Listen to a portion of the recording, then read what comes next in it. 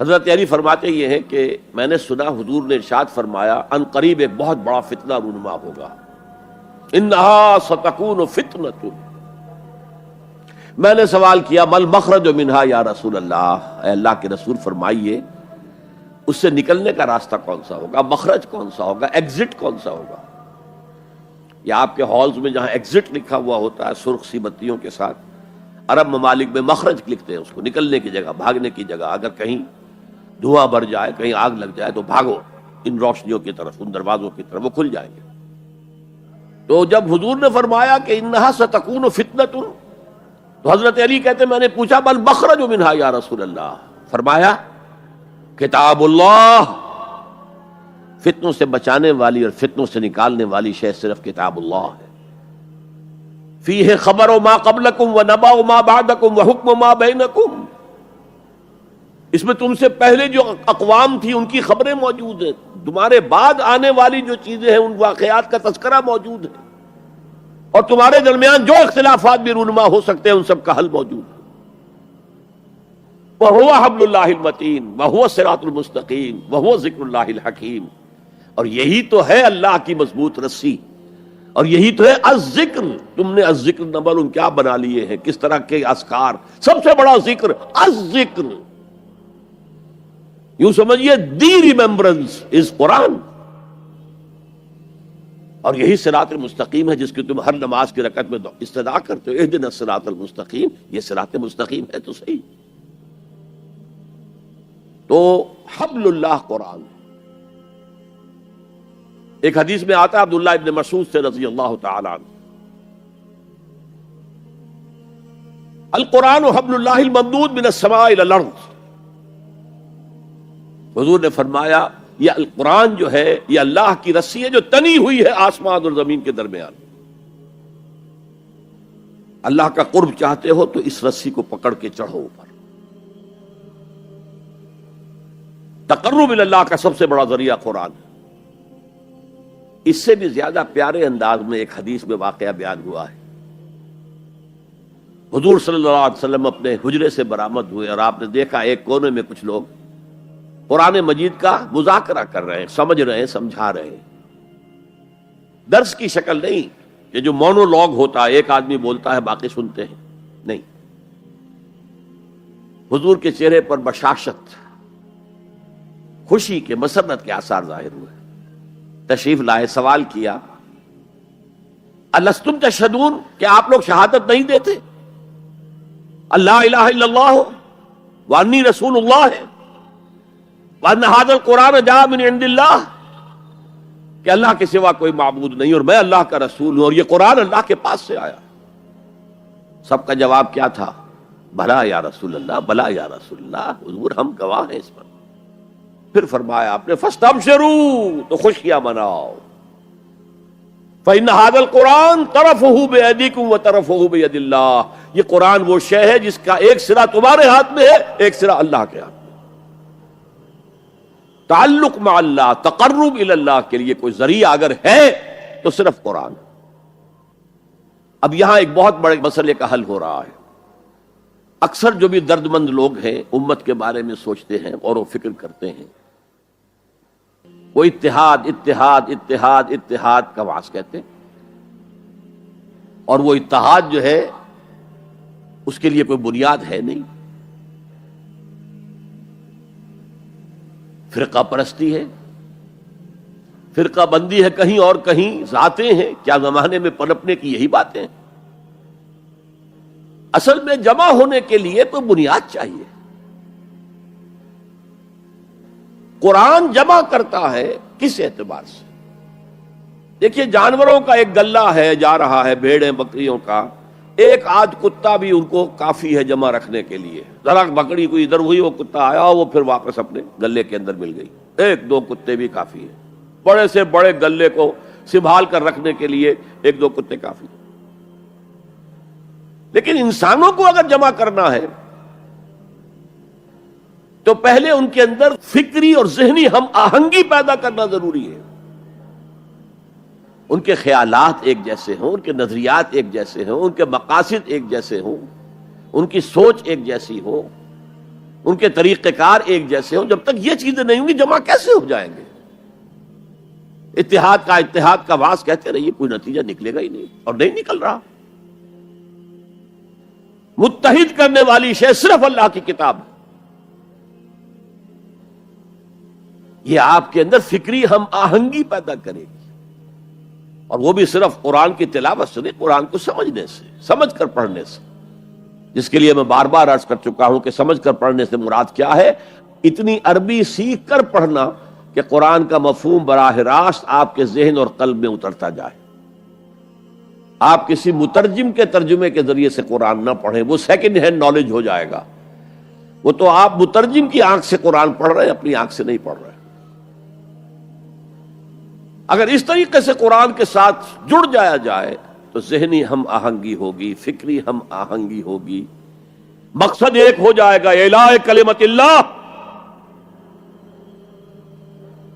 وہ جو کہا کسی نے کہ میری زندگی کا مقصد تیرے دی کی سرفرازی، میں اسی لیے مسلمان، میں اسی لیے نمازی. اگر مقصد ایک ہوگا تو ہم مقصد لوگوں کو کہتے ہیں امت. اما یا اموں کے معنی ارادہ کرنا. آمین البیت الحرام، وہ لوگ جو بیت الحرام کا قصد کر کے جا رہے ہیں، سفر کر رہے ہیں.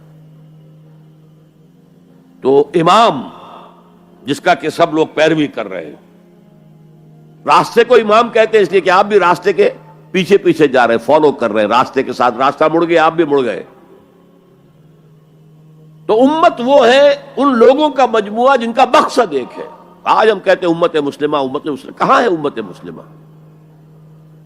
وحدت امت کا سب سے بڑا خودی خواہ ہندوستان میں علامہ اقبال، ایک ہو مسلم حرم کی پاسبانی کے لیے، نیل کے ساحل سے لے کر تا بخاک کاشغر. لیکن اس کو بھی ماننا پڑا ہے اپنے لیکچرز میں، reconstruction of religious thought in Islam. There is no Muslim Ummah present at this time. کوئی مسلم امت موجود نہیں ہے. Instead we have a number of Muslim nations. یہ بات چونکہ 1928 میں کہی، اس وقت تک تمام مسلمان ممالک جو ہیں کولونیل پاورز، یورپین پاورز کے تحت تھے، غلام تھے. انڈونیشیا سے موریتانیہ تک سب غلام. وہ تو صرف صحرائے عرب کو چھوڑا ہوا تھا انہوں نے، کہ وہاں کچھ تھا ہی نہیں. اگر تیل اس وقت کہیں نکل آیا ہوتا تو اس میں تو وہ پنجے گاڑتے کہ جو کبھی پنجے نکلنے والے نہ ہوتے. بہرحال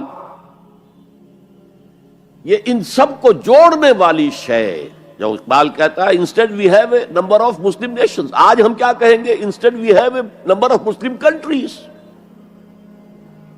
پھر مسلمان ممالک میں بھی ایتھنک، لنگوسٹک، کتنے جھگڑے، کتنے اختلافات، کتنے چکر چل رہے ہیں. ڈارفر میں جو کچھ ہو رہا ہے اس وقت سوڈان میں، وہ بھی ایتھنک ہے بنیادی طور پر. وہ کوئی مسلم غیر مسلم فساد نہیں ہے، ایتھنک ہے. تو اس اعتبار سے سوچئے کہ انسان کو جمع کرنے والی شے صرف وہ ہو سکتی ہے جو ان کے مقاصد کو یکجا کر دے، ان کے نظریات میں ہم آہنگی پیدا کر دے، ان کی سوچ کو ایک رنگ میں رنگ دے. پھر وہ بنیان مرصوص بن جائیں گے. علامہ اقبال نے بہت خوبصورت انداز میں کہا ہے، از یک آئینی مسلمان زندہ ہست. مسلمان اگر زندہ ہے تو ایک آئین کی وجہ سے ہے، وہ آئین قرآن. پیکر ملت ز قرآن زندہ ہست. یہ پیکر ملت جو ہے، جسم ہے ملت کا، جسد جو ہے، یہ اگر زندہ ہے تو قرآن کی بدولت ہے. جیسے میرا بدن ہے، میں زندہ ہوں تو جان کی وجہ سے. جان نکل جائے تو آپ کو معلوم ہے کچھ ہی دیر کے بعد یہ ڈیکمپوز ہونا شروع ہو جائے گا. اس سے جلد از جلد قبر میں اتارنا ضروری ہے. از یک آئینی مسلمان زندہ ہست، پیکر ملت ز قرآن زندہ ہست. ماں ہما خاکو دل آگاہ اوست، اعتصامش کن کہ حبل اللہ اوست. ہم تو نری خاک ہیں، خاک کے سوا کچھ نہیں، اور اس کے اندر دل جو ہے وہ قرآن ہے. ماں ہما خاکو دل آگاہ اوست، قرآن ہے دل. احتسامش کن کہ حبل اللہ اوس، پکڑو اسے مضبوطی کے ساتھ کہ حبل اللہ وہ ہے۔ یہ احادیث کی ترجمانی ہو گئی کہ نہیں؟ خوبصورت۔ القرآن حبل اللہ الممدود من السماء الی الارض، احتسامش کن کہ حبل اللہ اوس، اس قرآن کو مضبوطی کے ساتھ تھامو، اس لیے کہ حبل اللہ وہ ہے۔ تو یہ دوسرا نقطہ ہے، واعتصموا بحبل اللہ جميعا ولا تفرقوا۔ تفرقوا کے لفظ پر توجہ کر لیجئے، تختلفوا نہیں ہے، اختلاف ہو سکتا ہے، دیانت کے ساتھ ہو سکتا ہے۔ تفرقہ یہ تم اور میں اور، جب اختلاف اس شدت کو پہنچ جائے کہ چھوٹے چھوٹے اختلافات کے اوپر کفر کے فتوے، تم اور ہم اور ہیں، من دیگرم تو دیگری، یہ تفرقہ ہے۔ اختلاف ہو سکتا ہے، اختلاف امام ابو حنیفہ امام شافعی میں ہوا، ٹھیک ہے، اور امام ابو حنیفہ کے شاگردوں میں ہو رہا ہے، انہوں نے اپنے استاد سے بھی اختلاف کیا، آپس میں بھی اختلاف کیا، لیکن اس اختلاف کو اپنی جگہ پر رکھیے۔ اختلاف اور ہے اور افتراق اور ہے، افتراق فرق، تم اور ہو میں اور ہوں، یہ کام غلط ہے۔ ملت کی ایک وحدت اس کو برقرار رکھتے ہوئے اگر فقہی اختلافات ہیں، مختلف مسائل میں اختلاف ہے، کوئی حرج نہیں۔ میں کہہ نہیں سکتا کہ یہ عام طور پر ویسے حدیث کے طور پر ہی بیان ہوتی ہے، لیکن یہ کہ آیا اس کی سند صحیح ہے یا نہیں میں نہیں کہہ سکتا، کہ اختلاف امتی رحمت، میری امت کا اختلاف تو رحمت ہے۔ ایک وقت میں ایک قول کے اوپر ہم عمل کر رہے تھے، حالات بدلے، معلوم ہوا کہ نہیں، وہ دوسرے صاحب کا قول زیادہ صحیح معلوم ہوتا ہے، قاضی ابو یوسف کے بجائے امام محمد کا قول زیادہ صحیح لگتا ہے، آج کل کے حالات میں ہمیں اس پر اختیار کر لینا چاہیے۔ ہو سکتا ہے رحمت ہے، اختلاف امتی رحمت، لہذا اختلاف جو ہے لا یزالون مختلفین وَلِذَٰلِكَ خَلَقَهُمْ، یہ لوگ اختلاف تو کریں گے اور اسی لیے اللہ نے انہیں پیدا کیا ہے۔ دو بھائیوں کی شکلیں نہیں ملتی ہیں، اختلاف ہے، گونا گونی ہے، مونوٹنی نہیں ہے، مونوٹنی تو انسان کو بور کر دیتی ہے۔ تنوع، گل ہائے رنگا رنگ سے ہے رونق چمن، اے ذوق اس چمن کو ہے زیب اختلاف سے، گل ہائے رنگا رنگ۔ تو اختلاف اور شے ہے، لیکن جو اختلاف افتراق کا سبب بن جائے وہ ہے اصل میں کہ جو پھر امت کی جڑوں کو گویا کہ اس کے اوپر تیشہ بن کر گرنے والی شے۔ واعتصموا بحبل اللہ جميعا ولا تفرقوا، اب یہ خاص عرب کے ان حالات کے پس منظر میں فرمایا جا رہا ہے، اور سب سے زیادہ یہ کہ مدینہ منورہ کے جو حالات تھے تاریخی اعتبار سے۔ وَاذْكُرُوا نِعْمَةَ اللَّهِ عَلَيْكُمْ إِذْ كُنْتُمْ أَعْدَاءً فَأَلَّفَ بَيْنَ قُلُوبِكُمْ فَأَصْبَحْتُمْ بِنِعْمَتِهِ إِخْوَانًا، اور یاد کرو اللہ کے انعام کو جو تم پر ہوا ہے، کہ تم تو دشمن تھے آپس میں، پورے عرب میں بھی قتل و غارت گری، جنگ و جدل تم کو پیشہ تھا، کہیں پانی پینے پلانے پہ جھگڑا، کہیں گھوڑا آگے بڑھانے پہ جھگڑا، جھگڑا ہی جھگڑا۔ ان کی تو طبیعت ثانیہ جو ہے وہ تھی جنگ و جدال، بس اس میں حرم محفوظ تھا، انا جعلنا حرما آمنا، یہ امن کی جگہ تھی۔ دور جاہلیت میں بھی حال یہ تھا، عربوں کے اندر اس قدر حرم کی جو حرمت ہے اور اس کے امن کی جو اہمیت تھی کہ اگر کسی شخص کے باپ کو کسی نے قتل کیا اور اب وہ اپنے اس باپ کے قاتل کو تلاش کر رہا ہے سال ہا سال سے، اسی میں لگا ہوا انتقام لینے کو، ان کے جذبات کے اندر انتقام تھا، اور اب اس نے حرم میں دیکھ لیا ہے اپنے باپ کے قاتل کو تو اسے کچھ نہیں کہے گا، یہ امن کی جگہ ہے۔ تو قریش کو امن حاصل تھا، لإلاف قریش إِلَافِهِمْ رِحْلَةَ الشِّتَاءِ وَالصَّيْفِ فَلْيَعْبُدُوا رَبَّ هَٰذَا الْبَيْتِ الَّذِي أَطْعَمَهُم مِّن جُوعٍ وَآمَنَهُم مِّن خَوْفٍ۔ باقی تو پورے عرب کے اندر، اور وہ بھی اشہر حرم جو ہیں ان کے اندر جنگ بند ہو جاتی تھی، ورنہ جنگ دن رات چلتی تھی، اور خاص مدینے میں آپ کو معلوم ہے جنگ بعاث جو اوس اور خزرج کے درمیان 100 سال تک چلتی رہی، نسلاً بعد نسل۔ ابھی انہوں نے اتنے لوگ ان کے قتل کر دیے، جواب انہوں نے ان کو اتنے لوگ قتل کر دیے، پھر جیسے کہ ہمارے دیہات میں ہوتا ہے قتل در قتل، قتل در قتل، وہاں قبیلوں کے مابین جنگ بعاث جو ہے 100 سال سے چل رہی تھی۔ تو وَاذْكُرُوا نِعْمَتَ اللَّهِ عَلَيْكُمْ إِذْ كُنْتُمْ أَعْدَاءً فَأَلَّفَ بَيْنَ قُلُوبِكُمْ فَأَصْبَحْتُمْ بِنِعْمَتِهِ إِخْوَانًا، تو تم ہو گئے ہو اللہ کی نعمت سے آپس میں بھائی بھائی. اور کیسے بھائی بھائی بنے ہیں پھر؟ جو اخوت اور بھائی چارے کی مثالیں قائم کی ہیں صحابہ کرام نے، پوری انسانی تاریخ میں آپ کو نہیں مل سکتی. وَكُنْتُمْ عَلَى شَفَا حُفْرَةٍ مِّنَ النَّارِ، اور تم تو ایک آگ کے گڑھے کے کنارے تک پہنچ چکے تھے، گرنا ہی چاہتے تھے، تباہ و بربادی کی انتہائی کو پہنچ رہے تھے. میں آپ کو بتا چکا ہوں ایک پس منظر کہ مدینے کے حالات میں ایک تاریخی اعتبار سے سازگاری کی ایک وجہ یہ بھی تھی کہ اب اوس اور خزرج تھک گئے تھے، لڑ لڑ کر ایک دوسرے کو مار کر تھک گئے تھے، اور وہ سوچ رہے تھے کوئی آربیٹریٹر ہونا چاہیے، ہمیں کوئی بادشاہ بنا لینا چاہیے جس کا حکم اوس بھی مانے خزرج بھی مانے. اور قرۂ فال بنامے من دیوانہ زدن، اس کے لیے قرۂ فال نکلا تھا عبداللہ ابن امی کا. اس کے لیے تاج تیار ہو گیا تھا سونے کا، ابھی تاج پوشی باقی تھی کہ حضور تشریف لے آئے بے تاج بادشاہ کی حیثیت سے. اس کے سارے خواب جو ہیں وہ بکھر گئے. تو انہیں ضرورت کا احساس تھا، لڑ لڑ کر تھک گئے، کب تک لڑیں گے، ہمارے قبیلے جو ہے ختم ہو جائیں گے لڑ لڑ کر. تو اسی کی طرف اشارہ ہو رہا ہے کنتم علی شفا حفرۃ من النار. حفرہ گڑھا، شفا شفتین ہیں یہ دو ہونٹ جن کے درمیان یہ منہ کا گڑھا ہے. تم تو ایک ہونٹ پر، اس گڑھے کے ایک ہونٹ پر پہنچ چکے تھے، ایک کنارے تک پہنچ چکے تھے. فانقذکم منہا، اللہ نے وہاں سے تمہیں بچایا ہے. یہی تمثیل اختیار کی ہے حضور نے صلی اللہ علیہ وسلم.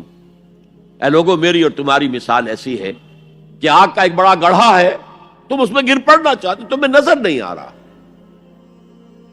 اور میں تمہارے کپڑے پکڑ پکڑ کر گھسیٹ رہا ہوں. کذالک یبین اللہ لکم آیاتہ لعلکم تہتدون.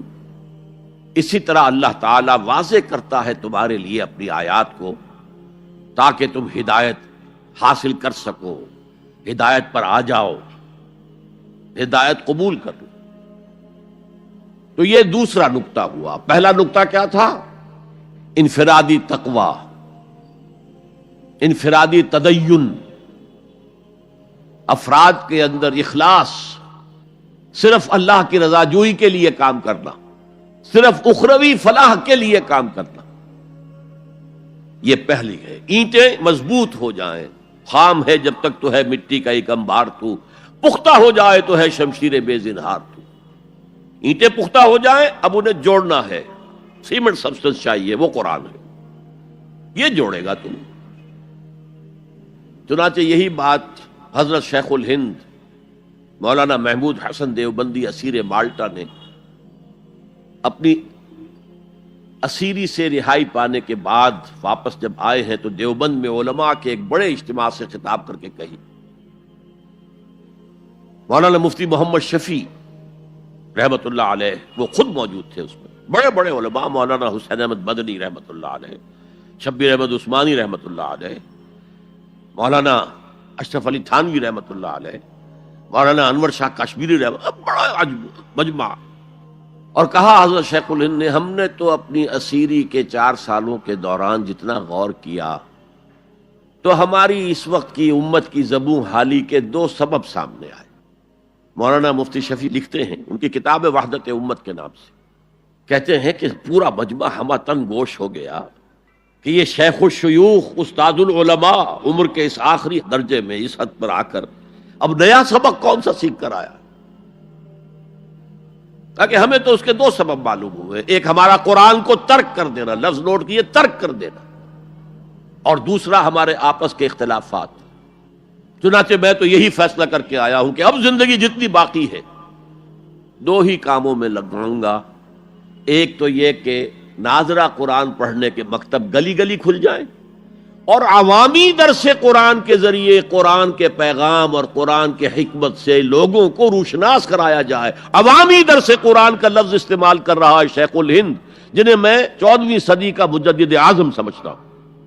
اور نمبر 2 یہ کہ آپس کے اختلافات کو ہوا نہ دی جائے. یہ واقعہ کوٹ کر کے مفتی محمد شفیع صاحب لکھتے ہیں کہ حضرت شیخ نے جو دو باتیں کہیں اصل میں وہ ایک ہی ہے. ہمارے باہمی اختلافات بھی تو اسی وجہ سے ہیں کہ ہم نے قرآن کو ترک کر دیا. بتائیے شیخ الہند نے کیسے ترک کیا قرآن؟ مولانا مدنی نے کیسے ترک کر دیا قرآن؟ کیا مطلب اس ترک کرنے کا؟ حال تو یہ ہے کہ مولانا مدنی رحمت اللہ علیہ، حالانکہ وہ تو گرفتار نہیں ہوئے تھے، وہ تو والنٹریلی اپنے شیخ کی خدمت کے لیے گئے ہیں ساتھ، اور اس حد تک ان کی وفاداری اور ان کی خدمت گزاری کہ رمضان کا مہینہ آیا تو حضرت شیخ الہند نے حسرت کے ساتھ کہا زندگی میں یہ پہلا رمضان ہوگا کہ تراویح میں قرآن نہیں سن سکیں گے. اس لیے کہ نہ شیخ الہند حافظ تھے، نہ مولانا مدنی حافظ تھے، اور تیسرے ان کے ساتھ ایک اور تھے، ان کا میں نام بھول رہا ہوں، وہ سرحد کے پٹھانوں میں سے تھے، کوئی حافظ نہیں تھا. اب آپ غور کیجئے، استاد اور اپنے شیخ کی اس حسرت کو دور کرنے کے لیے مولانا مدنی روزانہ ایک پارہ حفظ کرتے تھے اور رات کو تراویح میں سناتے تھے، روزانہ ایک پارہ. اور یہ انہونی بات نہیں ہے، جب ساری زندگی قرآن ہی سے شغف رہا ہے تو وہ ہے تو صحیح ذہن میں، اب صرف ان کے لنکس ملانے ہیں آپس میں، اور کیا ہے. اصل میں قرآن کو ترک کرنے کا مطلب کیا ہے؟ وہ اصل میں ایک اور بہت بڑے عالم دین کی بات سنیے آپ، مولانا سید انور شاہ کاشمیری رحمت اللہ علیہ، جو دیوبند سے آ کر آپ کے قریب میں ڈابھیل میں انہوں نے مدرسہ قائم کیا تھا. وہ ایک مرتبہ قادیان میں ایک جلسہ علماء کیا کرتے تھے ہر سال رد قادیانیت کے لیے. تو ایک سال اسی طرح وہاں علماء جمع تھے. اب جس نے یہ واقعہ بیان کیا ہے اس کا نام میرے ذہن میں اس وقت نہیں ہے، کہ میں صبح مولانا انور شاہ کاشمیری رحمت اللہ علیہ کی خدمت میں حاضر ہوا تو دیکھا کہ غم کی تصویر بنے بیٹھے، بہت اداس، غمگین. میں نے پوچھا حضرت کیا معاملہ ہے، کوئی خاص سبب ہے؟ فرمایا بھائی کیا سبب ہے، یہ سوچ رہا ہوں کہ اپنی زندگی عمر ضائع کر دی. میں نے کہا حضرت آپ نے زندگی ضائع کر دی، عمر ضائع کر دی؟ آپ نے علم، بیہقی وقت کہلاتے ہیں انور شاہ کاشمیری، جیسے امام بیہقی تھے، محدث اور فقیہ دونوں اعتبارات سے بلند. تو آپ نے پڑھنے پڑھانے میں، سیکھنے سکھانے میں ساری عمر گزار دی، تو آپ کی زندگی ضائع کیسے؟ کہنے لگے ہم نے سارا زور اسی پر رکھا کہ ثابت کر دیں کہ شافعی کی رائے صحیح نہیں ہے، ہماری رائے صحیح ہے. اسی کے لیے دلائل، اسی کے لیے بحثیں، اسی کے لیے لمبی چوڑی جو ہے ہمارے ہاں نشستیں منعقد ہوئیں مدارس کے اندر. حالانکہ اللہ کے ہاں یہ ہم سے سوال نہیں ہوگا. گمراہیاں طرح طرح کی پھیل رہی ہیں اور ہم ان بحثوں میں لگے ہوئے. حالانکہ زیادہ سے زیادہ یہ کہا جا سکتا ہے کہ قول اصحابنا ثواب محتمل الخطا، اور جو قول دوسروں کا ہے وہ خطا ہے محتمل الثواب. زیادہ سے زیادہ یہ کہہ سکتے ہیں ہم کہ ہمارے جو اسلاف ہیں، ہمارے جو اساتذہ ہیں، ان کا قول صحیح ہے، اگرچہ اس کے خطا ہونے کا بھی امکان ہے. ہم یہ نہیں کہہ سکتے کہ اس کے غلط ہونے کا کوئی امکان ہی نہیں، معصوم تو وہ نہیں تھے. اور قولہم، ان کا جو ہمارے سامنے ہے مد مقابل ہے، اور وہ شافعی ہیں. اصل تو جو ٹکراؤ تھا وہ فقہ حنفی اور فقہ شافعی کے مابین تھا. ہم صرف یہ کہہ سکتے ہیں کہ ان کا یہ قول خطا ہے، غلطی ہے، اگرچہ احتمال موجود ہے کہ وہی صحیح ہو، اس کے سوا تو ہم کچھ نہیں کہہ سکتے. اور ہم نے اپنی ساری زندگی اس کام میں لگا دی. لیکن میں کہہ نہیں سکتا اس پر کتنے رنج اور صدمے کا اظہار کروں کہ مجدد وقت شیخ الہند رحمت اللہ علیہ اور بیہقی وقت مولانا انور شاہ کاشمیری رحمت اللہ علیہ، ان کی ان باتوں کا کوئی اثر ان کے شاگردوں نے قبول نہیں کیا. وہی روش ہے، وہی فقہی بحثیں ہیں. جب میں نے پاکستان میں تحریک خلافت کا آغاز کیا، کچھ احادیث بیان کی، اچھے علماء نے کہا کہ ڈاکٹر صاحب ہم نے تو یہ حدیثیں پہلی مرتبہ آپ سے سنی. یہ حدیثیں جو ہیں یہ ہیں کتاب الملاحم میں، اشراط الساعہ، علامات القیامہ، کتاب الفتن. اور حدیث کے ان ابواب پر تو پہنچتے پہنچتے ہم ایگزاسٹ ہو چکے ہوتے ہیں، ہماری ساری بحثیں جو ہے وہ ختم، اور وقت ختم ہو جاتا ہے ان فقہی بحثوں کے اندر. یہاں تک تو ہم پہنچتے ہی نہیں. بہرحال دوسرا نقطہ جیسا کہ میں نے عرض کیا، پہلا اینٹیں پکاؤ، مضبوط کرو. یا ایھا الذین آمنوا اتقوا اللہ حق تقاتہ ولا تموتن الا وانتم مسلمون. اور دوسرا ان کو جوڑنے کے لیے قرآن کو ایز اے سیمنٹ سبسٹنس استعمال کرو. واعتصموا بحبل اللہ جميعا ولا تفرقوا واذکروا نعمت اللہ علیکم اذ کنتم اعداء فالف بین قلوبکم فاصبحتم بنعمتہ اخوانا وکنتم علی شفا حفرۃ من النار. تم تو تباہی آگ کے گڑھے کے کنارے تک پہنچ گئے تھے، گرا چاہتے تھے. فانقذکم منہا، تو اللہ نے اسے تمہیں نکالا ہے. کذالک یبین اللہ لکم آیاتہ لعلکم تہتدون. اسی طرح اللہ تعالیٰ تمہارے لیے اپنی آیات کی تبیین کر رہا ہے، وضاحت کر رہا ہے تاکہ تم ہدایت حاصل کر سکو. اب تیسری بات، یہ جو اینٹوں کو پکا کر اور پھر ان کو جوڑ کر جو ایک اجتماعیت وجود میں آئی، اس کے مقاصد کیا ہیں؟ کیا کشور کشائی کرنی ہے؟ ملکوں کو فتح کرنا ہے؟ کیا کرنا ہے؟ اپنے قوم کی سربلندی، اس کے لیے یہ قوت صرف کرنی ہے؟ کیا ہے کہ کرنی؟ وَلْتَكُن مِّنكُمْ أُمَّةٌ يَدْعُونَ إِلَى الْخَيْرِ وَيَأْمُرُونَ بِالْمَعْرُوفِ وَيَنْهَوْنَ عَنِ الْمُنكَرِ وَأُولَٰئِكَ هُمُ الْمُفْلِحُونَ. اب یہاں پر من جو ہے، منکم، اس کے معنی میں اختلاف ہے. مولانا ابوالکلام آزاد نے، کیونکہ اس موضوع پر ان کے پورا ایک مقالہ، پوری تقریر ہے کتابی شکل میں، امر بالمعروف نہی عن المنکر، اس آیت کے حوالے سے کہا ہے یہاں من جو ہے تبعیضیہ نہیں ہے، بیانیہ ہے. ثقیل اصطلاحات ہے. مطلب کیا ہے؟ تم میں سے کچھ، یعنی سب نہیں، کچھ تو ہوں. جیسے ابھی آپ نے ترجمہ سنا، تم میں سے کچھ لوگ تو ایسے ہونے ہی چاہیے جو یہ کام کریں. تو یہ گویا کہ تبعیضیہ ہو گیا، تم میں سے کچھ. بیانیہ کیا ہے؟ تم سے ایک ایسی امت وجود میں آنی چاہیے. اور بڑی پیاری مثال دی ہے انہوں نے، عربی میں کہتے ہیں للامیر من اولادہ جند. فلاں جو امیر ہے، فلاں علاقے کا جو بھی امیر ہے، بادشاہ ہے، اس کی تو اپنی اولاد سے ایک لشکر بن جاتا ہے. یعنی اس کی اولاد اتنی ہے کہ گویا کہ وہ لشکر ہے. للامیر من اولادہ جند، یہ یہاں من تبعیضیہ نہیں ہے، من بیانیہ ہے کہ اولاد ہی ایک لشکر کی شکل میں ہے. لیکن اکثر علماء نے یہاں پر من کو تبعیضیہ قرار دیا ہے، جیسے کہ ابھی ترجمہ آپ نے سنا تو اس میں بھی تھا.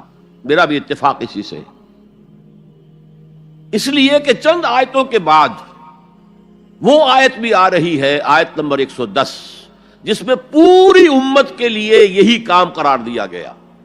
کنتم، یہاں ہے ولتکن، تم میں سے یا تمہارے ذریعے سے وجود میں آئے ایک امت. وہاں کنتم خیر امت اخرجت للناس تأمرون بالمعروف وتنہون عن المنکر وتؤمنون باللہ. تم وہ بہترین امت بن گئے ہو، بن چکے ہو، جو دنیا والوں کے لیے نکالی گئی ہے. یہ پہلے بھی میں عرض کر چکا ہوں کہ باقی ہر قوم دنیا کی اپنی بھلائی کے لیے، اپنی فلاح کے لیے، اپنے مفادات کے لیے، اپنی مصلحتوں کے لیے کوشاں ہوتی ہے. نہیں، تمہارا معاملہ یہ نہیں ہے، تمہیں دنیا والوں کی ہدایت کے لیے نکالا گیا ہے. وہ جو اقبال نے کہا ہے، ہم تو جیتے ہیں کہ دنیا میں تیرا نام رہے، کہیں ممکن ہے کہ ساقی نہ رہے جام رہے. مسلمانوں کی تو زندگی اس لیے ہے کہ دنیا میں یہ جام توحید، جام ہدایت گردش میں لائیں. ہماری حیثیت ساقی کی ہے. ہم تو جیتے ہیں کہ دنیا میں تیرا نام رہے، کہیں ممکن ہے کہ ساقی نہ رہے جام رہے. جام کیسے حرکت میں آئے گا اگر ساقی نہیں ہے؟ تو ہم تو پوری دنیا کو سیراب کرنا چاہتے ہیں اس شراب حقیقت سے. تو ایک ہے پوری امت کا فرض منصبی، اور وہ اس آیت میں آیا ہے، آیت نمبر 10 میں. یہ آیت جو ہے آیت 110، یہ ہم وزن ہے سورہ بقرہ کی اس آیت کے وَكَذَلِكَ جَعَلْنَاكُمْ أُمَّةً وَسَطًا لِتَكُونُوا شُهَدَاءَ عَلَى النَّاسِ وَيَكُونَ الرَّسُولُ عَلَيْكُمْ شَهِيدًا. اسی طرح ہم نے تمہیں ایک امت وسط بنایا، درمیانی امت بنایا، بہترین امت بنایا، تاکہ تم گواہی دو اور گواہ بنو قیامت کے دن تمام نوع انسانی کے خلاف، اور رسول ہمارے صلی اللہ علیہ وسلم تم پر گواہی دیں اور قیامت میں گواہی دیں کہ اے اللہ میں نے تیرا دین ان تک پہنچا دیا تھا. Now they are accountable, they are responsible. They can't plead ignorance. یہ نہیں کہہ سکتے کہ بات پہنچائی نہیں گئی, میں نے پہنچا دی تھی. تو امت کا مقصد کیا ہے؟ شہادت علی الناس, اتمام حجت. لئلا یکون للناس علی اللہ حجت بعد الرسل وکان اللہ عزیزا حکیما. ہم نے اپنے رسولوں کو بشیر و نذیر بنا کر بھیجا اس لیے کہ لوگوں کے پاس کوئی حجت باقی نہ رہ جائے. اللہ ہمیں تو پیغام پہنچا ہی نہیں, تو محاسبہ کس بات کا؟ لئلا یکون للناس علی اللہ حجت بعد الرسل. رسولوں کی آمد کے بعد اب یہ نہیں کہہ سکتے کہ ہم تک پیغام نہیں پہنچا. سب سے سخت محاسبہ انہی کا ہوگا جن کو براہ راست رسولوں نے تبلیغ کی ہے. اور یہی وجہ ہے کہ جن کو براہ راست رسولوں نے تبلیغ کی اور انہوں نے بحیثیت مجموعی رد کر دیا ان کی دعوت کو, ان کو ہلاک کر دیا, نسیم منسیہ کر دیا. اسے کہتے ہیں عذاب استیصال, جڑ سے اکھیڑ کر پھینک دینا. اصل کہتے ہیں جڑ کو, استیصال جڑ سے اکھیڑ دینا. اگر جڑ نہیں نکلے گی تو پودا دوبارہ پھوٹ آئے گا. جس کو کہا ہے کالم یغنو فیہا, ایسے ہو گئے قوم نوح, قوم ہود, قوم صالح, قوم شعیب, آل فرعون, کالم یغنو فیہا, جیسے کبھی یہاں تھے ہی نہیں. لا یرا الا مساکنہم, اب مسکن تو نظر آ رہے ہیں. قوم سمود کے مسکن آج بھی نظر آ رہے ہیں. 7000 سال پہلی پرانی بات ہے یہ. آج بھی جائیے, جا کر دیکھیے اس علاقے کے اندر جو انہوں نے چٹانیں تراش کے, کس قدر خوبصورت وہ ہے, تراشے گئے ہیں, کتنے ایگزیکٹ ڈائمنشنز کے ساتھ ہیں. وہ جا کر دیکھیے, میں دیکھ کر آیا ہوں. 7000 سال پرانی تہذیب تھی. تو بہرحال قوموں کو پھر ہلاک کیا جاتا تھا. البتہ جن پر بالواسطہ تبلیغ ہوتی ہے ان کے لیے یہ انجام نہیں ہے. بلا واسطہ رسول نے اتمام حجت کر دیا تو اب رعایت نہیں ہے, اب وہ ہلاک کر دیے جائیں گے اگر وہ نہیں مانتے. تو اب یہ ہے کہ یہ امت محمد صلی اللہ علیہ وسلم شہداء علی الناس, یہ سورہ بقرہ میں کہا, اور کنتم خیر امت اخرجت للناس, تم بہترین امت ہو جو نکالی گئی ہے, برپا کی گئی ہے لوگوں کے لیے. تمہارا کام کیا ہے؟ تأمرون بالمعروف وتنہون عن المنکر وتؤمنون باللہ, نیکی کا حکم دیتے ہو, بدی سے روکتے ہو, اور اللہ پر ایمان پختہ رکھتے ہو. لیکن یہ تو صورت ہو گئی تھی حضور کے زمانے میں امت مسلمہ کی, لیکن یہ صورت دائم تو نہیں تھی, ہمیشہ رہنے والی تو نہیں تھی. ہر کمال راہ زوالے, ہر کمال کو زوال سے دوچار ہونا پڑتا ہے. امت مسلمہ پر بھی زوال آیا. سب سے پہلے دوبارہ ملوکیت قائم ہو گئی, جاگیرداریاں قائم ہو گئی, سرمایہ داری. جانتا ہوں میں یہ امت حامل قرآن نہیں ہے, وہی سرمایہ داری بندہ مومن کا دین. اب اس صورت میں کیا کیا جائے؟ امت تو بھول گئی. امت کو یہ یاد ہی نہیں کہ ہمیں تو دنیا والوں کو تبلیغ کرنی تھی, دنیا کو سمجھانا تھا, دنیا کو بتانا تھا, ان پر اتمام حجت کرنا تھا, ان تک دعوت و تبلیغ کا حق ادا کرنا تھا. امت تو بھول گئی اپنے گلچھروں میں, اپنے عیش میں, جسے حدیث نبوی میں کہا گیا ہے ملکن عاضن, کٹ کھنی ملوکیت خلافت راشدہ کے بعد جو آئی ہے. یہ حدیث ہے, بہت اہم ہے. مسند احمد ابن حنبل رحمت اللہ علیہ عن نعمان ابن بشیر رضی اللہ تعالی عنہ, حضور نے فرمایا تکون فیکم نبوۃ ما شاء اللہ ان تکون ثم یرفع اللہ اذا شاء یرفعها. نبوت تمہارے مابین موجود رہے گی جب تک اللہ چاہے گا کہ موجود رہے, پھر اللہ اس نبوت کو اٹھا لے گا جب چاہے گا. یعنی میں موجود رہوں گا تمہارے مابین جب تک اللہ چاہے گا, پھر اللہ مجھے اٹھا لے گا, میرا انتقال ہو جائے گا. ثم تکون خلافت علی منہاج النبوہ, پھر ایک دور ہوگا خلافت کا جو عین نبوت کے نقش قدم پر ہوگی. فتکون ما شاء اللہ ان تکون, وہ بھی رہے گی جب تک اللہ چاہے گا کہ رہے. ثم یرفع اللہ اذا شاء یرفعها, پھر اس کو بھی اللہ اٹھا لے گا جب بھی چاہے گا. ثم تکون ملکا عاضا, پھر ایک دور آئے گا کٹ کاٹ کھانے والی. عضا یعض کہتے ہیں کاٹنا, پھر وہ کاٹ کھانے والی ظالم حکومت، ملوکیت کا دور آ جائے گا۔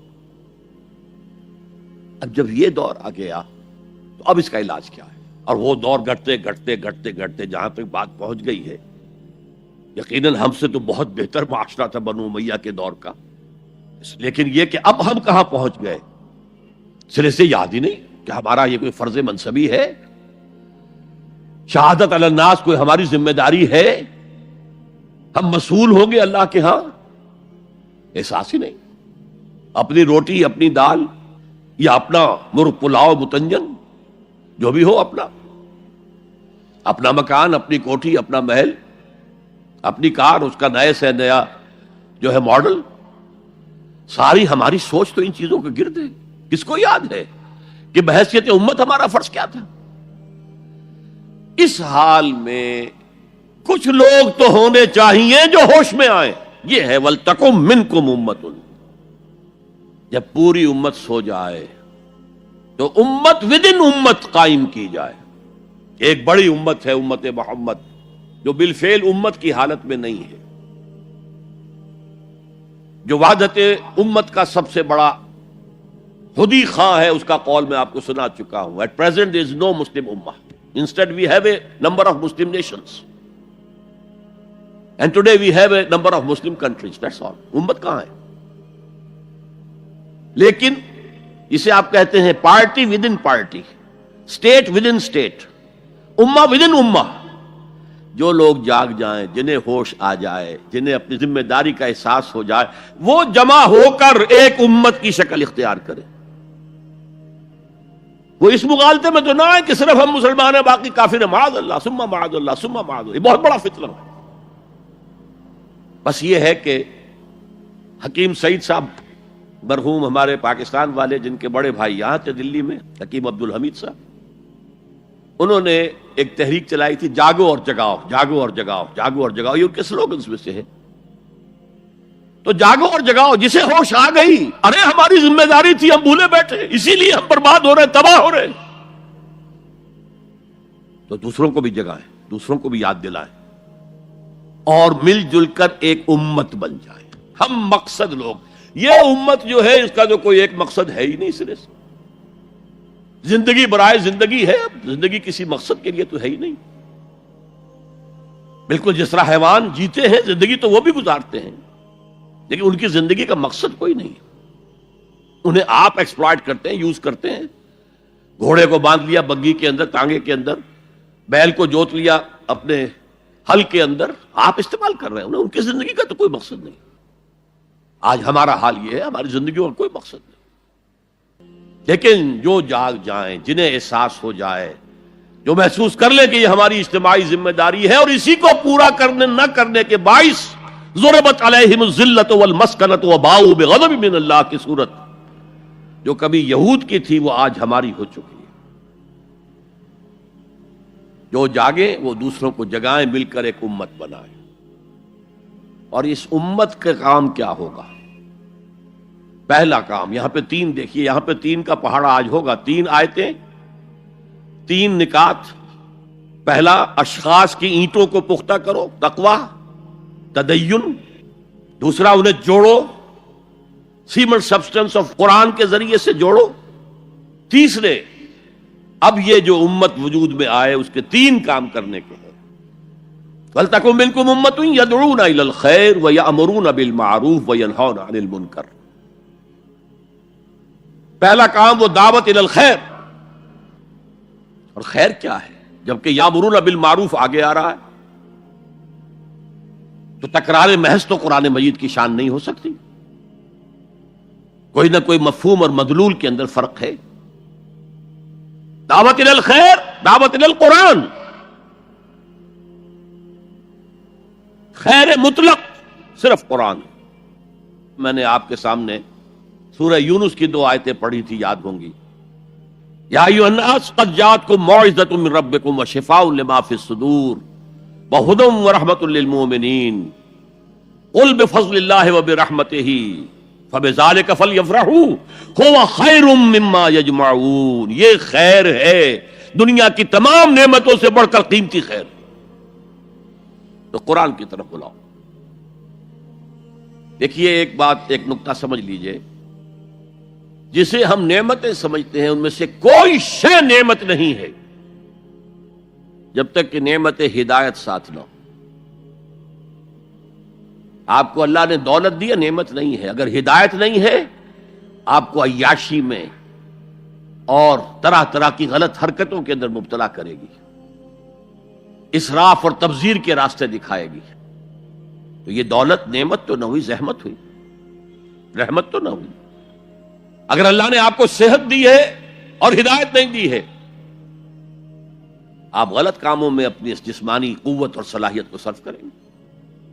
صحت نعمت نہیں ہے اگر ہدایت نہ ہو، دولت نعمت نہیں ہے اگر ہدایت نہ ہو، اولاد نعمت نہیں ہے اگر ہدایت نہ ہو. اس کے لیے تو مسئول ہو جائیں گے آپ اللہ کے ہاں. آپ نے اپنی اولاد کو کیا تربیت دی تھی؟ نعمت ہدایت. ہدایت ہے وہ شے، اس کے ساتھ جڑ کر جو چیز آئے وہ نعمت ہے.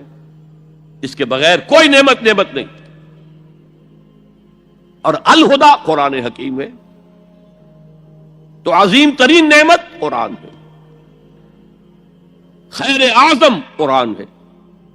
میں ابھی آپ کو وہ حدیث سنا چکا ہوں، هو حبل اللہ المتین وهو الذکر الحکیم وهو الصراط المستقیم، جس کے آخری الفاظ جو ہیں وہ بہت ہی فصاحت اور بلاغت اور اس میں جو جوش اور جذبہ ہے. واقعتاً یہ حدیث جو ہے یہ اپنی فصاحت اور بلاغت کے اعتبار سے قرآن مجید کے بہت قریب پہنچ جاتی. من قال به صدقہ، من عمل به اجرا، ومن حکم به عدلا، ومن دعا الیہ ہدی الی صراط مستقیم. جو اس قرآن کی بنیاد پر کوئی بات کہے اس نے سچ کہا، جو اس قرآن کے پر عمل کرے اس کا اجر محفوظ ہے، جو اس قرآن کی روح سے کوئی فیصلہ کرے اس نے عدل کیا، اور جو اس قرآن کی طرف بلائے کسی اور کو ہدایت ہو نہ ہو اس کی ہدایت تو ہو گئی، انشورڈ. ومن دعا الیہ ہدی الی صراط مستقیم. اور اس میں جو پہلے آیت تھی نا اس میں بھی یہی ہے، ومن یعتصم باللہ فقد ہدی الی صراط مستقیم. آیت نمبر 101 جو ہے ہماری آج کی گفتگو 102، 103، 104 پر ہے، اس سے پہلی جو آیت ہے وَمَن يَعْتَصِم بِاللَّهِ فَقَدْ هُدِيَ إِلَىٰ صِرَاطٍ مُسْتَقِيمٍ. اور اللہ کے ساتھ جڑ جانے کا ذریعہ قرآن کے ساتھ جڑ جانا. پہلا کام ہو گیا دعوت الی القرآن، دوسرا کام امر بالمعروف نہی عن المنکر. یہ ہم کافی مرتبہ دیکھ چکے ہیں حضرت لقمان کی نصیحتوں میں بھی. یا بنی اقم الصلاۃ وامر بالمعروف وانہی عن المنکر واصبر علی ما اصابک ان ذلک من عزم الامور. اب یہاں پر بھی وہی آیا، نیکی کا حکم دے، بدی سے روکے. امر کا لفظ عربی زبان میں صرف حکم کے لیے نہیں آتا، مشورے کے لیے بھی آتا ہے. اطاعت لآمری کے سر میں حبلی. ایک شاعر اپنی محبوبہ سے کہتا ہے کہ آخر تم نے اپنے انہی مشیروں کی بات مانی نا کہ جنہوں نے کہا تھا کہ مجھ سے اپنا تعلق منقطع کر لو. تو آموری کے تجھے وہ مشورے دینے والے کہ جنہوں نے سر میں حبلی میرے ساتھ رشتے کو منقطع کرنے کا مشورہ دیا تھا، تم نے ان کی بات مان لی. تو نیکی کا مشورہ یہ بھی امر بالمعروف ہے. نیکی کا حکم جہاں اتھارٹی ہے وہاں تو آپ پابند ہیں. اسی لیے وہ آیات سورہ حج کی جو نازل ہوئی ہیں اثناء سفر ہجرت میں. دیکھیے سورہ حج کے بارے میں آپ نے دیکھا ہوگا اختلاف ہے کہ آیا یہ مکی ہے یا مدنی ہے، اس لیے کہ بعض آیات اس میں ایسی ہیں جن میں قتال کا ذکر ہے. اذن للذین یقاتلون بانہم ظلموا وان اللہ علی نصرہم لقدیر. مکی دور میں تو ابھی قتال تھا ہی نہیں، قتال کی اجازت نہیں تھی. اسی طریقے سے اور بعض آیات. تو میرے نزدیک سورت بحیثیت مجموعی مکی ہے، اس کا پورا مزاج مکی صورتوں والا ہے، اس میں کوئی شک نہیں. البتہ کچھ آیات اس میں مدنی نہیں بلکہ اس اعتبار سے برزخی ہیں کہ حضور جب مکے سے تشریف لے جا رہے تھے مدینے کی طرف اس اثناء میں نازل ہوئی. انہی میں وہ آیت ہے الذین ان مکناہم فی الارض اقاموا الصلاۃ وآتوا الزکاۃ وامروا بالمعروف ونہوا عن المنکر. وہ لوگ کہ جنہیں اگر ہم زمین میں غلبہ عطا کر دیں، تمکن عطا کر دیں، طاقت دے دیں، تو وہ نماز قائم کریں گے، زکوٰۃ کا نظام قائم کریں گے، نیکیوں کا حکم دیں گے، بدیوں سے روکیں گے. اس لیے کہ تمکن فی الارض حاصل ہو چکا ہے، اب بدیوں سے جب بالجبر بھی روکا جا سکتا ہے، نیکی کا حکم دیا جا سکتا ہے. زکوٰۃ زبردستی لی جائے گی، دینا چاہو یا نہ دینا چاہو. انکار کرو گے تو تمہارے ساتھ قتال ہوگا. اس لیے کہ اب معاملہ جو ہے صرف واعظ و نصیحت کا نہیں ہے، اب تمکن ہے، غلبہ ہے، طاقت ہے، قوت ہے. تو جہاں جہاں جس جس درجے میں کسی کو بھی کوئی اختیار اور اقتدار ہو، اس پر واجب ہے امر بالمعروف اور نہی عن المنکر. ہیڈ آف دی فیملی پر واجب ہے کہ اپنی فیملی کے اندر وہ یہ فریضہ سر انجام دے، نیکی کا حکم دے، بدی سے روکے. بدقسمتی سے ہمارے ہاں آج کل کچھ لوگوں نے ان دونوں کو علیحدہ علیحدہ کر دیا ہے. نہیں یعنی منکر کرو گے، لوگوں کو روکو گے، ٹوکو گے، سودی کاروبار کرنے کے اوپر جو بھی وعیدیں آئی ہیں وہ اگر سناؤ گے لوگوں کو، وہ بھیڑ چھٹ جائے گی، لوگ سنیں گے نہیں، چلے جائیں گے. میرے ساتھ یہ واقعہ ہوا ہے پاکستان میں. میری انجمن کے مؤسسین میں سے ایک صاحب تھے، ہیں اب بھی زندہ ہیں. انہوں نے مجھ سے آ کر ایک دفعہ کہا کہ ڈاکٹر صاحب ہمارے لیے تو سود کو چھوڑنا ممکن نہیں ہے، ہمارا کاروبار ایسا ہے کہ بینک سے معاملہ کیے بغیر ہم نہیں چل سکتے. اور آپ ہمیں دوسرے تیسرے جمعے میں وہ حدیثیں سنا دیتے ہیں کہ الربا 70 حوبا ایسا کہ ہر رجل امہ ہو. سود کے جرم کے گناہ کے 70 حصے ہیں، کچھ بڑے ہیں کچھ چھوٹے ہیں.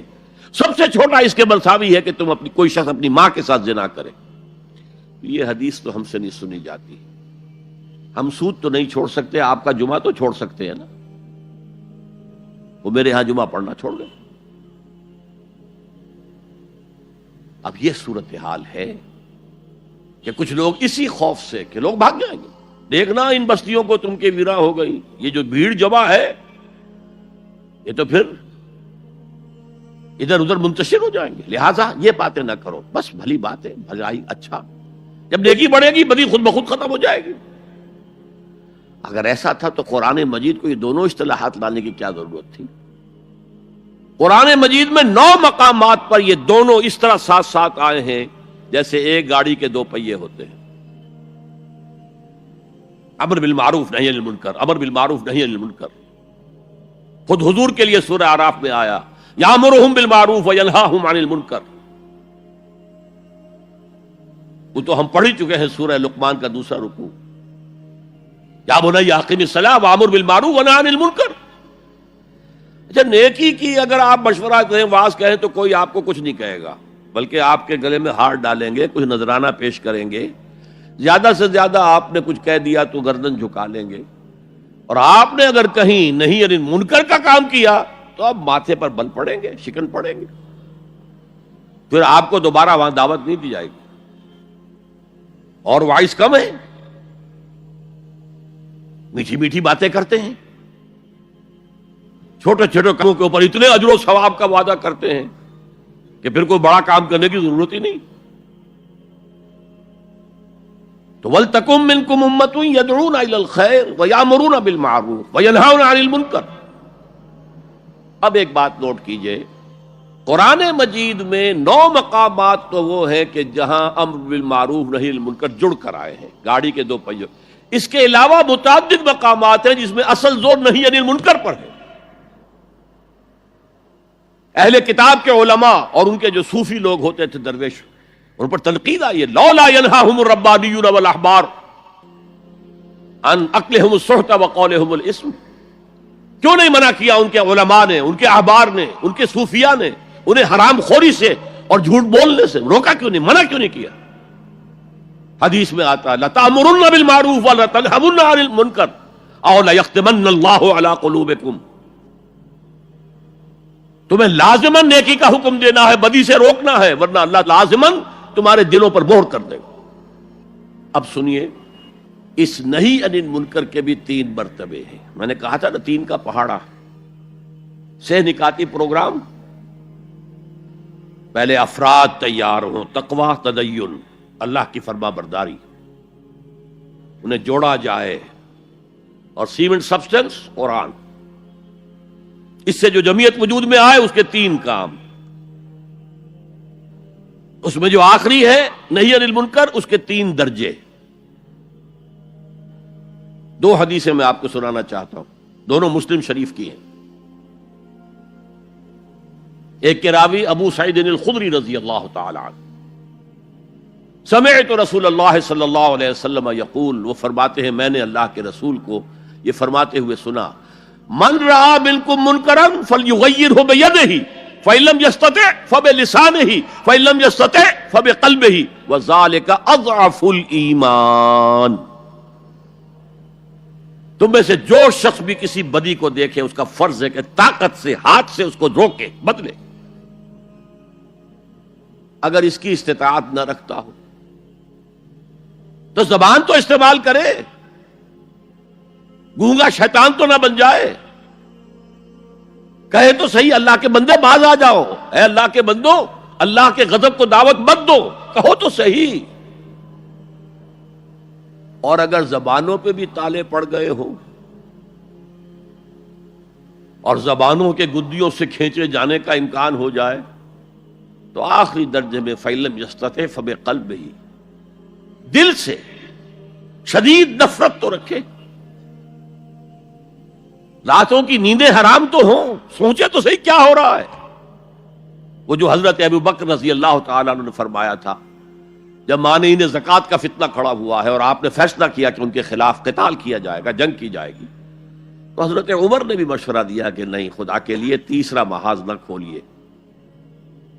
مسلمانوں کے دل مجروح ہے، مورال ڈاؤن ہے حضور کے انتقال کی وجہ سے.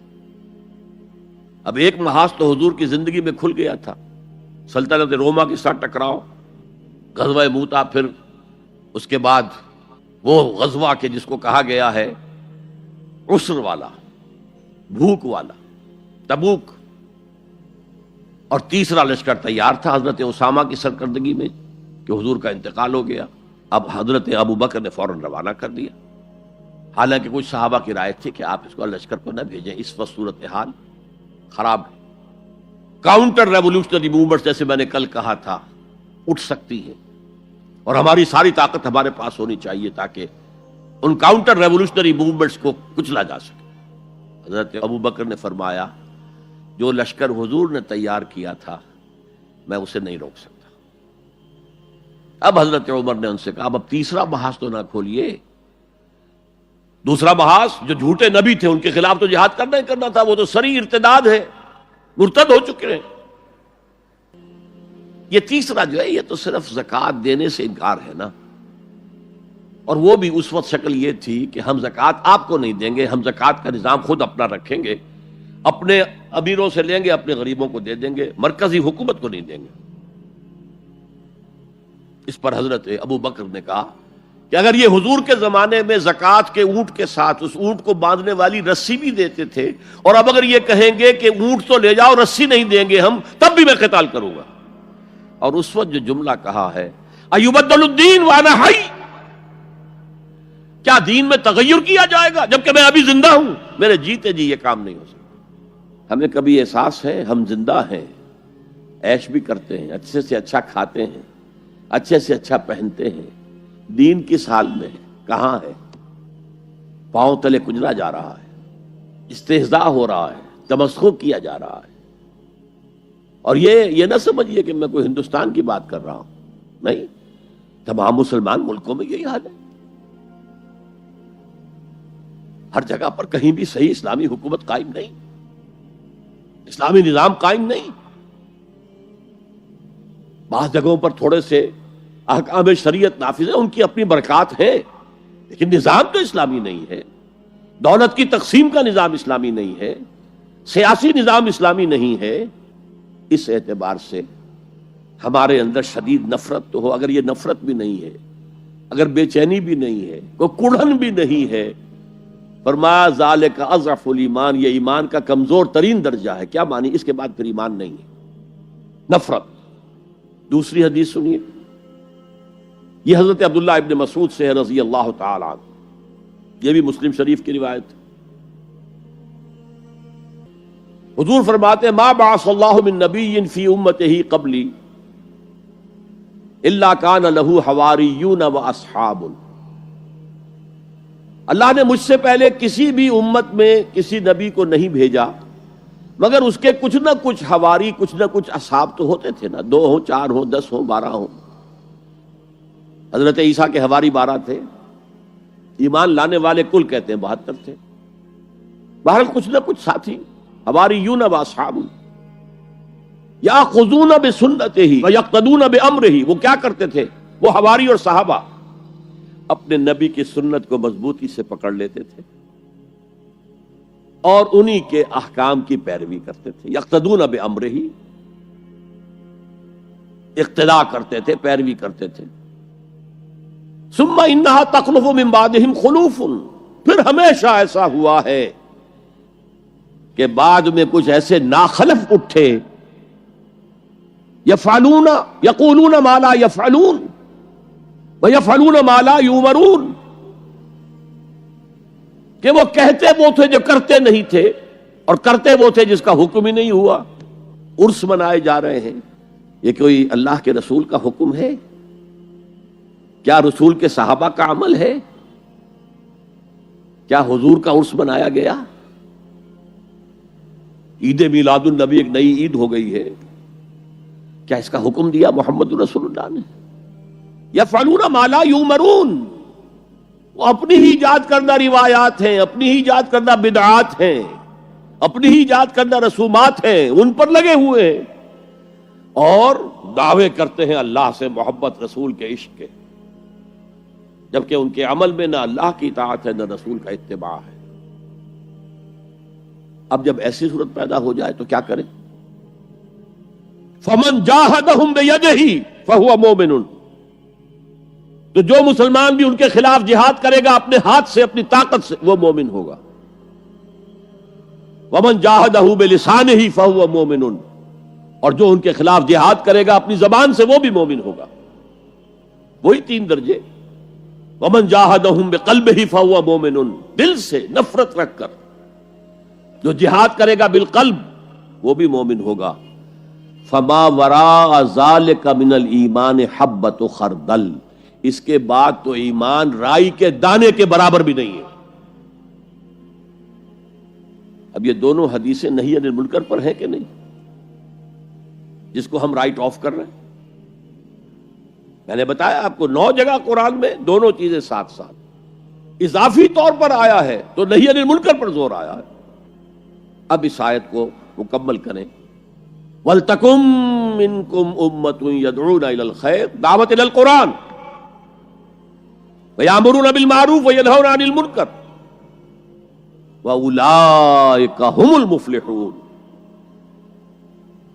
اور یہی صرف یہی لوگ ہوں گے فلاح پانے والے۔ یہ جو اسلوب حصر کئی دفعہ سمجھا چکا ہوں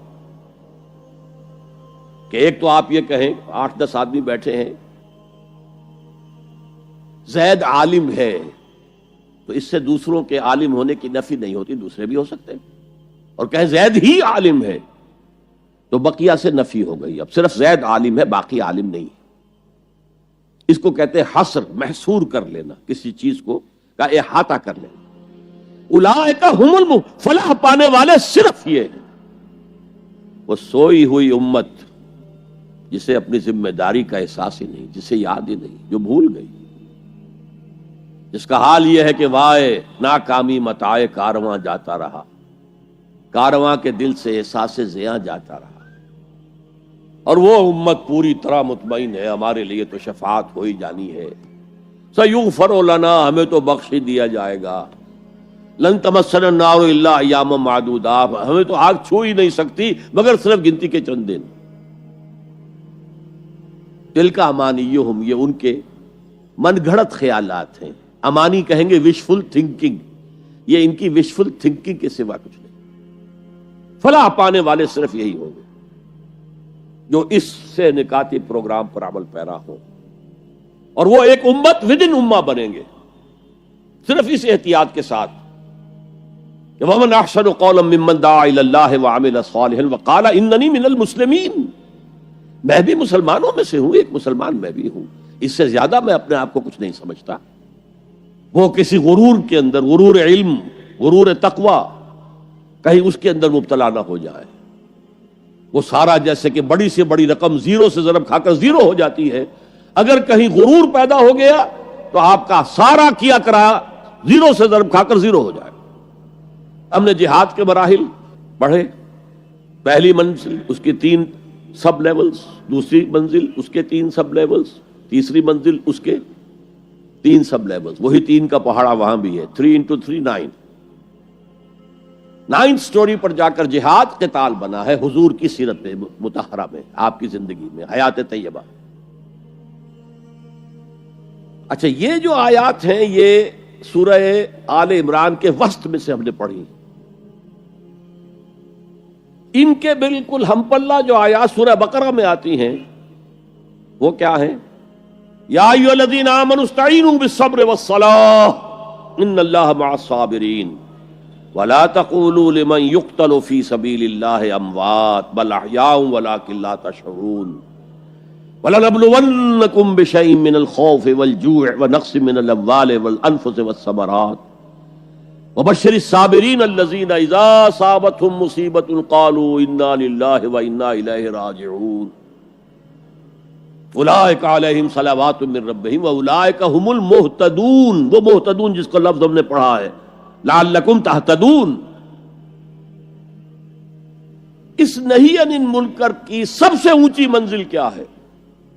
تواصی بالحق کی سب سے اونچی منزل کون سی ہے؟ تواصی بالحق یہ بھی ہے کہ کوئی بچے گلی میں کھیل رہے ہیں، آپ ان سے کہیں بیٹے یہ کھیلنے کی جگہ نہیں ہے، تمہارا کرکٹ کھیل رہے ہو، تمہاری بال سے کسی کی گاڑی کا شیشہ ٹوٹے گا، کچھ اور ہو جائے گا، جاؤ میدان میں جا کر کھیلو، یہ بھی تواصی بالحق ہے۔ کسی شخص کے ذمے کسی کوئی رقم ہے وہ نہیں دے رہا ہے، اس سے جا کر کہنا بھلے آدمی اس کی رقم ادا کرو۔ اور اس کا ایک بڑا عجیب واقعہ ہے جو سیرت میں آتا ہے کہ قریش کے کچھ لوگ بیٹھے ہوئے تھے، تو ایک شخص باہر کا کوئی آیا اور بڑی دہائی دیتا ہوا، فریاد کرتا ہوا، لوگوں کا کیا معاملہ ہے کہ ابو جہل کے ذمے میری اتنی رقم ہے وہ دیتا نہیں ہے، مجھے کوئی دلوا دے۔ لوگوں نے کہا اچھا آج موقع ملا، ذرا تماشا دیکھیں۔ حضور اس وقت کہیں حرم کے کسی کونے میں نماز پڑھ رہے تھے، کہ جاؤ جاؤ وہ شخص جو ہے نا وہ کر سکتا ہے، ہم نہیں کر سکتے، اس سے بات کرو۔ وہ آیا، اس نے حضور سے کہا، حضور نے کہا اچھا چلو۔ گھر پر جا کر کہا، دستک دی، ابو جہل نکلا، اس کو اس کا حق ادا کرو۔ بے چونو چرا گھر میں گیا اور لا کر اس کی رقم اس کے حوالے۔ یہ روب حق ہے، حق کا روب۔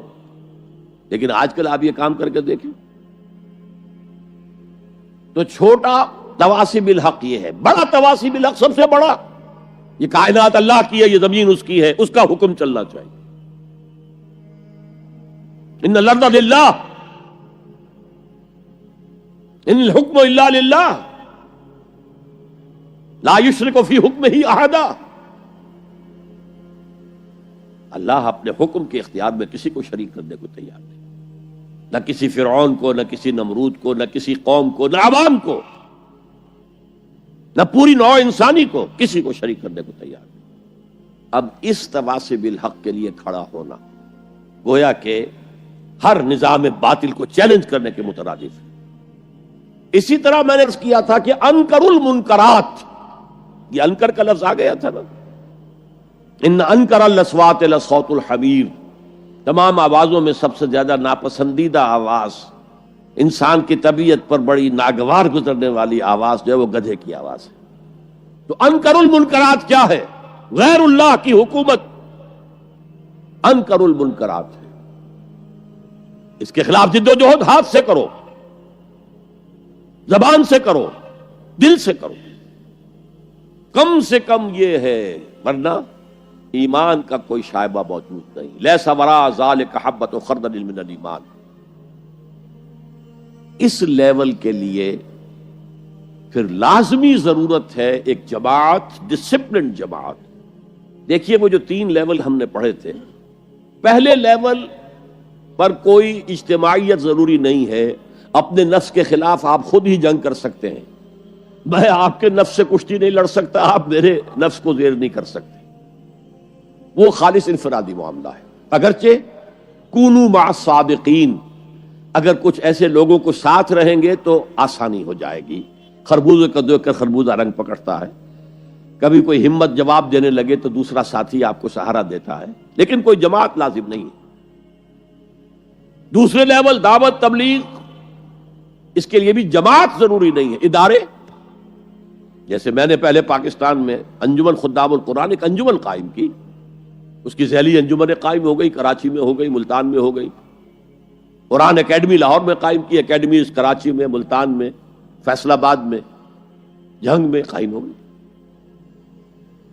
یہ انجمن ہے، یہاں IRF بہت بڑا کام کر رہی ہے، اور بھی ادارے ہیں جو یہ کام کر رہے ہیں، لیکن تیسرے لیول پر نظام باطل کو جڑ سے اکھیڑ کر نظام حق کو قائم کرنے کے لیے جماعت، اور جماعت بھی معمولی نہیں، منظم جماعت، ڈسپلن جماعت، جس کا ڈسپلن وہی ہو جو آرمی کا ہوتا ہے۔ آرمی کا ڈسپلن کیا ہے؟ Listen and obey.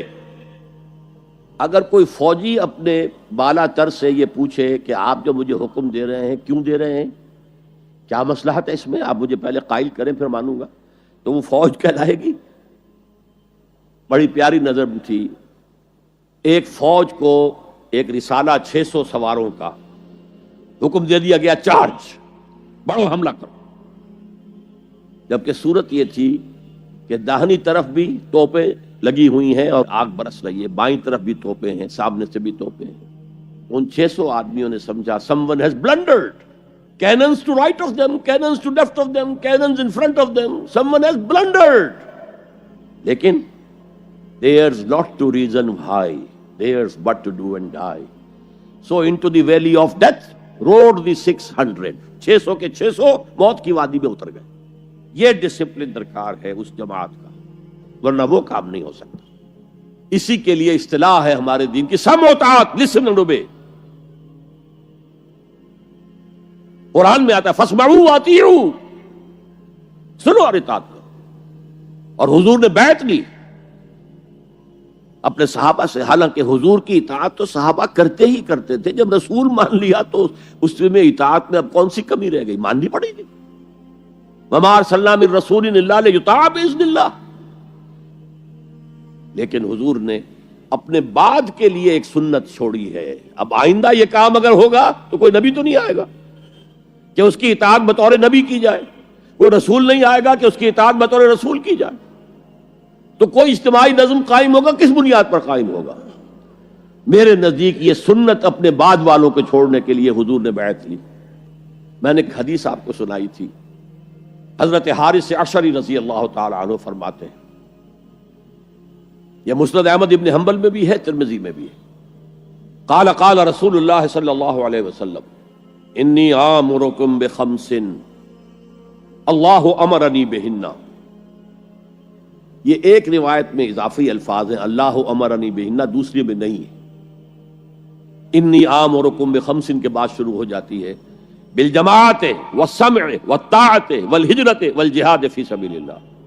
مسلمانوں میں تمہیں 5 باتوں کا حکم دے رہا ہوں، اور یہ حکم اللہ نے مجھے دیا ہے، حالانکہ آپ کو بھی حکم دینے کا اختیار ہے، لیکن آپ نے تاکید کے لیے کہا، میں اپنی طرف سے نہیں کہہ رہا، میں پہنچا رہا ہوں۔ انی آمرکم بخمس اللہ امرنی بہن بالجماعت والسمع والطاعت والہجرت والجہاد فی سبیل اللہ۔ ذرا دیانتداری کے ساتھ ہاتھ اٹھائے ان مجمع میں سے وہ لوگ جنہوں نے پہلے کبھی یہ حدیث سنی ہے۔ ایک تو ادھر میں نے ہاتھ دیکھا ہے، اس کا چرچا ہی نہیں ہمارے ہاں۔ کیوں؟ یہ اس لیول سے متعلق ہے جس لیول پہ ہم سوچتے ہی نہیں۔ اقامت دین کی جدوجہد، نظام کو بدلنے کی جدوجہد، یہ ہمارے ذہن سے خارج، ہمارے تصور دین سے خارج۔ دیکھیے وہ جو ہے بنی الاسلام علی خمس، اس میں امر نہیں ہے، یہ خبر ہے صرف۔ اسلام کی بنیاد 5 چیزوں پر قائم ہے، شہادت اللہ الہ الا اللہ وان محمد رسول اللہ و اقام الصلاۃ و ایتاء الزکوٰۃ و صوم رمضان و حج البیت من استطاع الیہ سبیلا. یہ حدیث کس کو نہیں معلوم؟ متن یاد نہ ہو یہ بات دوسری ہے، کس کو نہیں معلوم 5 ارکان اسلام حضور نے بتائے ہیں؟ حالانکہ وہاں یہ ہے میں تمہیں حکم دے رہا ہوں، اور چرچا ہی نہیں ہے ہمارے یہاں. جس گاؤں جانا نہیں اس کا راستہ کیا پوچھنا، جو کام ہم نے کرنا ہی نہیں، اس کے جو لوازم ہیں ان کے تذکرے کی کیا ضرورت ہے؟ یہ ہے ہمارا اس وقت کا عام مسلمانوں کا تصور. زیادہ سے زیادہ یہ کہ دین کو پھیلاؤ، پہنچاؤ، کتابوں سے، رسالوں سے، ویڈیو سے، آڈیو سے، مواعظ سے، درس قرآن سے، ترجمہ قرآن سے، یا تو یہ کہ اپنی ذاتی نیکی کا تصور ہے، اور یا پھر اس سے اوپر صرف یہ دعوت و تبلیغ. اس سے اوپر کی تیسری منزل جسے اقامت دین کہا جائے، جو خصوصی الفاظ حضور کے لیے 3 مرتبہ قرآن میں آئے، هو الذی ارسل رسولہ بالہدی ودین الحق لیظہرہ علی الدین کلہ. کسی اور نبی کے لیے 1 دفعہ بھی نہیں آئے، حضور کے لیے 3 دفعہ آئے. سورہ توبہ، سورہ فتح، سورہ صف. یہ چونکہ چیز ہمارے ذہنوں سے نکل گئی ہے، لہذا اس کے جو متعلقات ہیں اس کی طرف بھی توجہ نہیں ہے. سیدھی سی بات ہے، منطقی بات ہے. جس گاؤں جانا نہیں اس کا راستہ کا کو پوچھنا. یہ 5 چیزیں ہیں لازم. جماعت کی شکل میں رہو، یہ بھی فرمایا علیکم بالجماعہ، یہ حضور کی حدیث ہے، علیکم بالجماعہ، لازم جماعت کی شکل میں رہو. اور حضرت عمر کا قول ہے، اور آپ کو معلوم ہے کہ صحابی کا قول بھی حدیث کہلاتا ہے. حضرت عمر فرماتے ہیں لا اسلام الا بالجماعہ ولا جماعہ الا بالامارہ ولا امارہ الا بالاطاعہ. کوئی اسلام بغیر جماعت کے نہیں، کوئی جماعت بغیر عمارت کے نہیں، اور کوئی عمارت بے فائدہ ہے اگر اس کی اطاعت نہ ہو. تو پہلا حکم بالجماعہ والسمع، اور سنو. سننے کے لیے وابستہ رہنا ہوگا. وابستہ رہ شجر سے امید بہار رکھ. اب یہ نہیں ہو سکتا تھا کہ حضور پر کوئی بات آئی ہے تو آپ خود ہر ایک کے گھر جا جا کے اس کو پہنچائیں. آپ وابستہ رہیں اس نظم جماعت کے ساتھ. جیسے کہ درخت کا پتا جو ہے اس تک بھی جڑ سے لے کر جو غذا آ رہی ہے درخت کے پتے تک پہنچ رہی ہے. تو پیوستہ رہ شجر سے امید بہار رکھ، اس پیوستگی کے ساتھ، تاکہ وہ سارے احکام آپ تک خود بخود پہنچے. والطاعہ، اور اطاعت. 3 چیزیں ہو گئی، بالجماعت والسمع والطاعت والہجرت والجہاد فی سبیل اللہ. اور میں اس کی حقیقت پہلے بھی بیان کر چکا ہوں. ہجرت، اس کی بنیاد کیا ہے؟ حضور سے پوچھا گیا ای الہجرت افضل یا رسول اللہ، اے اللہ کے رسول سب سے اعلیٰ اور سب سے افضل ہجرت کون سی ہے؟ فرمایا ان تہجر ما کرہ ربک، ہر اس چیز کو چھوڑ دو جو تمہارے رب کو پسند نہیں ہے. آج اپنے گریبان میں جھانکیے، جو چیز زندگی میں غلط ہے شریعت کی روح سے طے کیجئے کہ اب نہیں ہوگی، اب ختم کر دوں گا. ہجرت شروع ہو گئی آپ کی. ان تہجر ما کرہ ربک، ہر اس چیز کو ترک کر دو، چھوڑ دو جو تمہارے رب کو پسند نہیں. اور آخری ہجرت تو آئے گی وہ اقامت دین کے آخری مرحلے میں، جب اقدام ہوگا، جب نظام کو چیلنج کیا جائے گا. پھر جو ہجرت ہوگی وہ فرض ہجرت ہوتی ہے. مدینے کی ہجرت فرض تھی، ہجرت حبشہ فرض نہیں تھی. وہ تو جن لوگوں کی ہمت جواب دے رہی تھی اور جو پرسیکیوشن ہو رہی تھی اور جو تشدد ہو رہا تھا اس کو برداشت نہیں کر پا رہے تھے، انہیں اجازت دے دی گئی کہ ٹھیک ہے چلے جاؤ، حبشہ کی طرف ہجرت کر جاؤ. مدینے کی ہجرت فرض تھی. اگر کوئی ہجرت نہیں کر رہا، ما لکم من ولایتہم من شیء حتی یہاجروا، تو اے مسلمانوں تمہارا ان سے کوئی تعلق نہیں ہے جب تک کہ وہ ہجرت نہ کرے. بلکہ سورہ نساء میں اس کو بھی ایک طرح کا نفاق قرار دیا گیا. تو وہ ہجرت بڑی ہجرت ہے، گھر بار چھوڑ کر. اور مکے والے جو گئے تھے چھوڑ کر، وہ قریش کے بھیڑیوں کے رحم و کرم پر چھوڑ کر گئے تھے اپنے گھر والوں کو، اور ان کا سارا گھر کا سامان لوٹا گیا تھا، اور اس سارے سامان سے وہ کیپٹل فراہم کیا گیا تھا جس کو لے کر ابو سفیان کا قافلہ گیا تھا شام کی طرف، جس کا حضور نے پیچھا کیا تھا لیکن وہ نکل گیا. السلام علیکم ورحمۃ اللہ وبرکاتہ. ہمارے اس نئے channel internal faith without music کو سبسکرائب کریں. آپ کا شکریہ.